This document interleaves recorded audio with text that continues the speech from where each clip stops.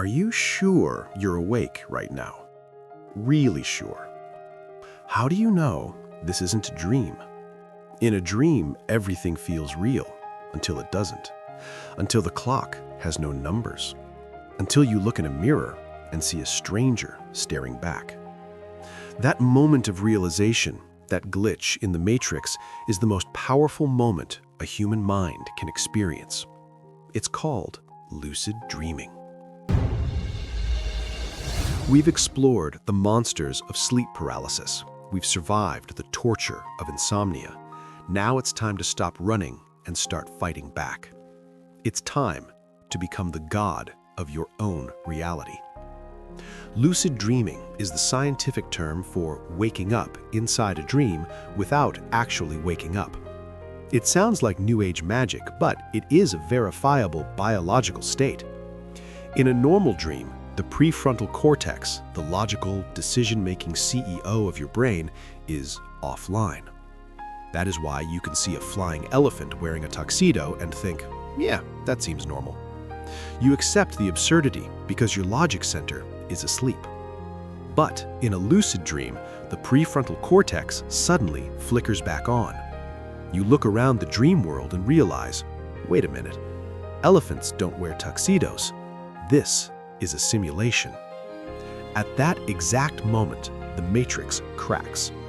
Since the world around you is created entirely by your mind and you are now in control of your mind, you become omnipotent. You want to fly? Just jump. You want to summon a Ferrari? Snap your fingers. You want to have a conversation with Albert Einstein or punch your high school bully in the face with zero consequences. It is all yours. For centuries, Tibetan monks practiced this as dream yoga to meditate while sleeping. Today, gamers and biohackers use it as the ultimate virtual reality playground. It is the only place in the universe where the laws of physics are optional and your imagination is the only limit. But here is where it gets spooky. Lucid dreaming isn't just for fun. It proves that the movie Inception was actually a documentary. Can you plant an idea or learn a new skill while you're unconscious? The answer is a terrifying yes.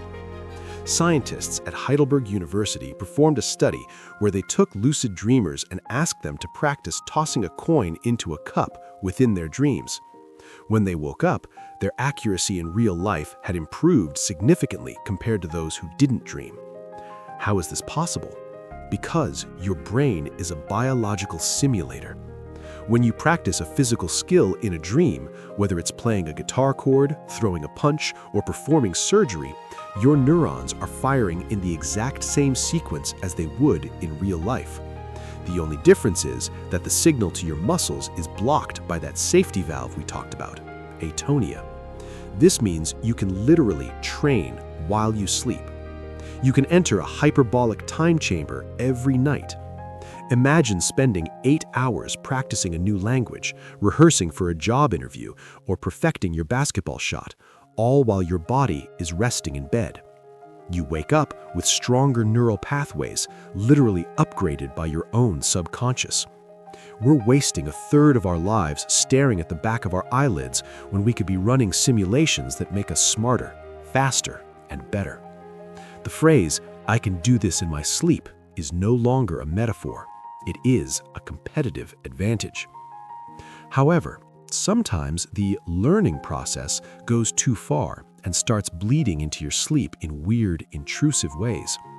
Have you ever played Tetris, Candy Crush, or a shooter game for 5 hours straight, and then when you finally close your eyes to sleep, you still see the blocks falling or the crosshairs moving? You try to think of something else, but the images are burned into your vision. This is called the Tetris Effect. It happens when you dedicate so much brain power to a repetitive, pattern-based task that your brain decides this task is critical for survival. It refuses to stop processing it just because you closed your eyes.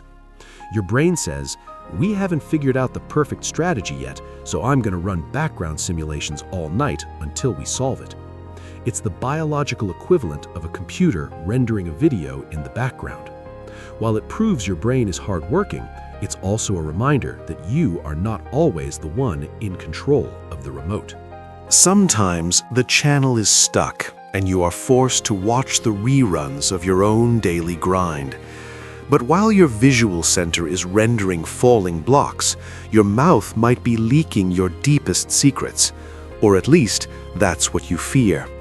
Sleep talking, or somnoloquy, is one of the most embarrassing glitches of the human operating system. You wake up, and your partner looks at you weirdly and says, "Do you really think penguins are government spies?" Here is the truth. Sleep talking is a motor breakthrough. The paralysis valve, atonia, isn't perfect. Sometimes it leaks. If the leak happens near your vocal cords, the internal monologue of your dream spills out into the real world. But should you be worried about confessing a crime or revealing a crush? Probably not. Sleep specialists have a golden rule. Sleep talkers are not bound by the truth. Your unconscious mind is not a truth serum. It is a random generator. In a dream, you might be angry at your mother for stealing your spaceship. If you shout, "I hate you, Mom," in your sleep, it doesn't mean you actually hate her. It means you hate the dream version of her who stole your spaceship. Courts generally do not accept sleep talking as admissible evidence for this exact reason. You are just as likely to confess to killing Lincoln as you are to saying something true. So if someone tries to interrogate you while you sleep, joke's on them. They are interviewing a madman. There is, however, a physical activity much more complicated and legally dangerous than talking that can happen during sleep. Sex. It is called sexsomnia, and it is exactly what it sounds like. It is a distinct form of sleepwalking where a person engages in sexual acts while completely unconscious. This isn't a wet dream. This is a person with their eyes glazed over, brain in deep delta wave sleep, zombie mode, initiating foreplay, making noises, or even having full intercourse with their partner. The terrifying part? The next morning they have absolutely zero memory of it. They wake up thinking they had a peaceful night, while their partner is either confused or traumatized. Sexsomnia has led to some of the most bizarre and difficult court cases in modern history. Defendants have been acquitted of sexual assault charges because sleep labs proved they were technically asleep during the act. Their conscious mind, the part that knows right from wrong, was offline. It was just the primitive lizard brain taking the wheel, driven by the biological imperative to reproduce. It is a stark reminder that beneath our civilized suits and ties, there is an animal waiting for the lights to go out. But let's move from the primal to the profound. While some people use sleep to make love, others use it to make history. If you think sleep is just downtime, you are ignoring the fact that some of the greatest breakthroughs in human civilization were born in bed. Your brain is a genius, it's just shy. It works best when you stop bothering it with your conscious thoughts. Take Dmitri Mendeleev. In 1869, he was obsessed with organizing the chemical elements. He wrote their names on cards and shuffled them for days until he was exhausted. He fell asleep at his desk. In his dream, he saw a table where all the elements fell into place as required. He woke up, wrote it down on a piece of paper, and gave humanity the periodic table of elements. The foundation of modern chemistry came from a nap. Or take Paul McCartney of the Beatles. He woke up one morning in London with a melody stuck in his head. He hurried to the piano and played it, but he was sure it was an old jazz tune he had heard somewhere. He went around asking friends, "Do you know this song?" No one did. He had composed the song yesterday, one of the most covered songs in history, entirely in his sleep. Even the structure of DNA came to James Watson after he dreamt of a spiral staircase. These aren't coincidences. This is incubation. When you're awake, your brain is too focused on logic and details. When you sleep, the logic filters turn off, allowing your creative subconscious to connect distant dots that your waking mind would never see. Sleep is the ultimate research and development lab. So the next time you're stuck on a difficult problem, don't force it. Go to sleep. Let the night shift workers in your brain take over. They might just hand you a Nobel Prize by morning. But what happens when the modern world declares war on this superpower? What happens when we destroy the night with artificial suns and chemical sedatives? We are entering the final chapter, the collapse of sleep in the 21st century. So sleep gives us superpowers, genius ideas, and free physical training. You would think that as a species, we would guard it with our lives. You would think we would treat our bedrooms like sacred temples. Instead, the modern world has declared total war on sleep. And the primary weapon of mass destruction? That glowing rectangle you are holding in your hand right now. We are the first generation in history to stare into an artificial sun right before we close our eyes.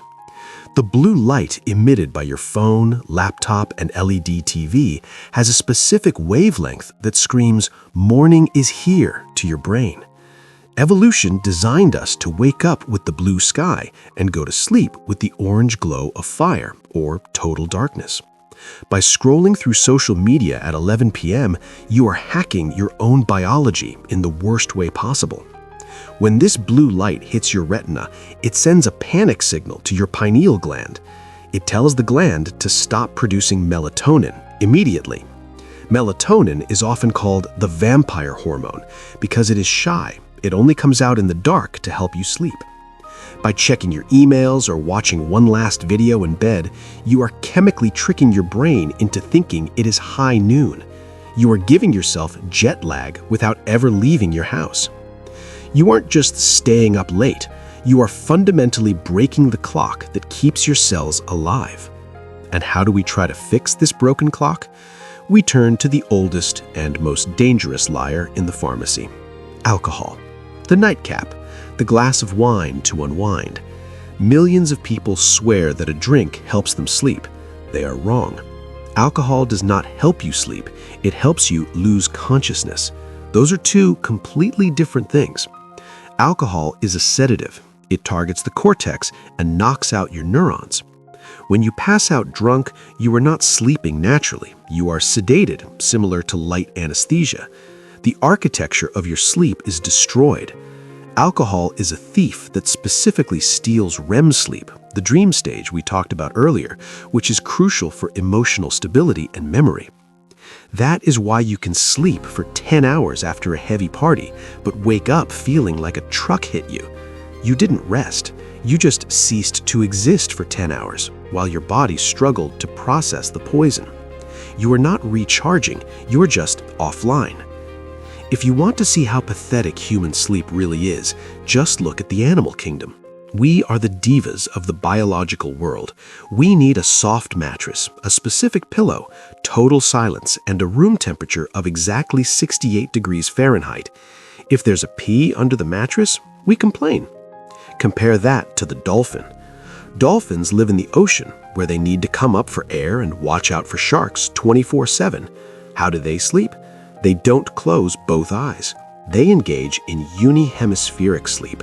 One half of the dolphin's brain goes to sleep, while the other half stays wide awake to swim and breathe. After a few hours, they switch sides. They are literally half asleep and half awake, functioning perfectly. Or look at the frigate bird. These birds stay in the air for months. They can't land on the water or they will drown, so they sleep while flying. They take micro naps that last just a few seconds while gliding on the wind currents.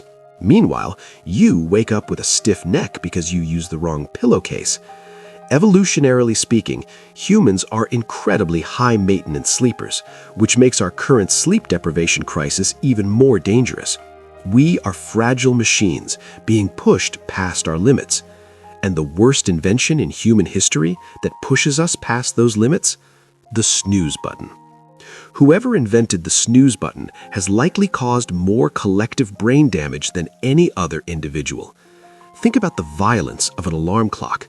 You're in deep sleep, your brain is cleaning itself, and suddenly, beep, beep, you are ripped out of that state. Your heart rate spikes, you're in shock.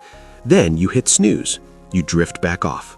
Your brain thinks, oh, false alarm, let's go back to the deep sleep cycle. It starts releasing calming neurochemicals. Then, exactly 9 minutes later, beep, you rip the brain out again. This is called sleep inertia. By snoozing, you aren't getting extra rest. You are confusing your neurochemistry, mixing sleep hormones with stress hormones. This ensures that when you finally get up, you will feel groggy, stupid, and zombie-like for up to 4 hours. The snooze button is a torture device you voluntarily use every morning. Stop doing it. Get up or set the alarm for when you actually need to wake up. Don't play games with your brainstem. So the present looks bleak. We are overcaffeinated, blue light addicted, and sleep deprived. But what about the future? If we can't sleep well on Earth, maybe we can sleep our way to the stars.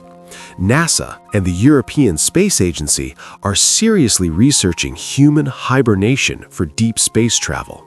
It is known as synthetic torpor.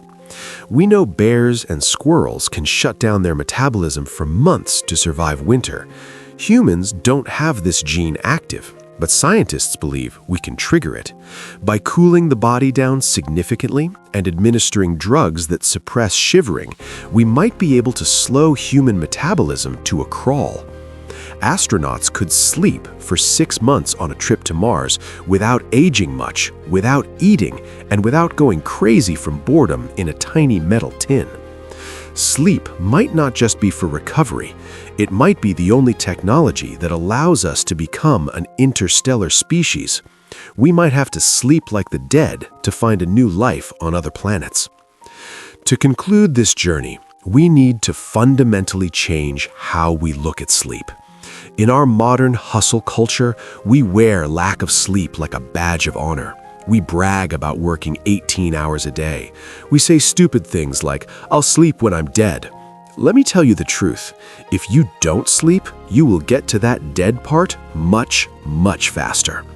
Sleep is not a luxury. It is not downtime. It is your life support system. It is your therapist. It is your memory cleaner. It is your creative muse.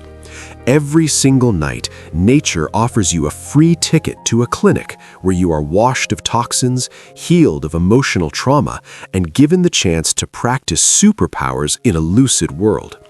Do not throw that ticket away just to scroll through the lives of strangers on the internet for another hour. Tonight, respect the darkness. Put the phone away, turn off the lights, close your eyes, and prepare for the wildest, most important adventure of your life. Good night and sweet dreams.